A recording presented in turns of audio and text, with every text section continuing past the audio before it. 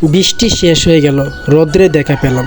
বন্ধুরা, আমাদের গ্রামে গত কয়েকদিন ভারী বৃষ্টি হওয়ার কারণে একদম বর্ষাকাল হয়ে গেছে। নতুন পানি চলে আসলো। দেখতে পারছেন শুধু পানি আর পানি। ওইদিকে এক কৃষক চেষ্টা করতেছে তার নষ্ট ধানগুলো কিভাবে সেই বাড়ির মধ্যে নিয়ে যাবে। এই ধানগুলো একদম পচে নষ্ট হয়ে গেছে, তারপরও সে চেষ্টা করতেছে। বন্ধু, দেখতে পারছেন একদম নষ্ট হয়ে গেছে ধানগুলো। এই ধানগুলো আর কাজে আসবে না, তারপরও চেষ্টা কোনো কমতি নেই, সেই ধানগুলো বাড়ি নিয়ে যাবে।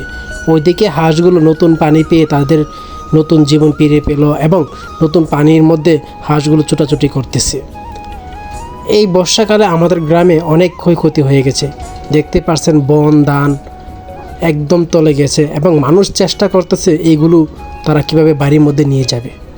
বন্ধুরা, দেখতেই পাচ্ছেন বৃষ্টির কারণে আমাদের গ্রামে অনেকগুলো ধান পানির তলে গিয়েছে এবং বনগুলো নষ্ট হয়ে গেছে। এখনও যারা ধান কাটেনি, আরও ধান কাটার বাকি রইল। বন্ধুরা, দেখতেই পারছেন এই বৃষ্টির কারণে ধান বন মানুষ কিছু নিতে পারেনি এবং নতুন পানি চলে আসছে। গত কয়েকদিন ভারী বৃষ্টি হওয়ার কারণে আজকে সেই ভিডিও তুলে ধরলাম আমাদের গ্রামের। তো বন্ধুরা, যারা আমার ভিডিও সবসময় দেখেন, আশা করি আমার পেজটি ফলো দিয়ে পাশে থাকবেন এরকম সুন্দর সুন্দর ভিডিও দেখার জন্য। তো বন্ধুরা, দেখতে পারছেন নতুন পানি আসার পরে গ্রামের অবস্থা। এই দৃশ্য দেখার পরে সত্যি অনেক খারাপ লাগে মনের ভিতরে। তো সবাই ভালো থাকবেন। আল্লাহ হাফেজ।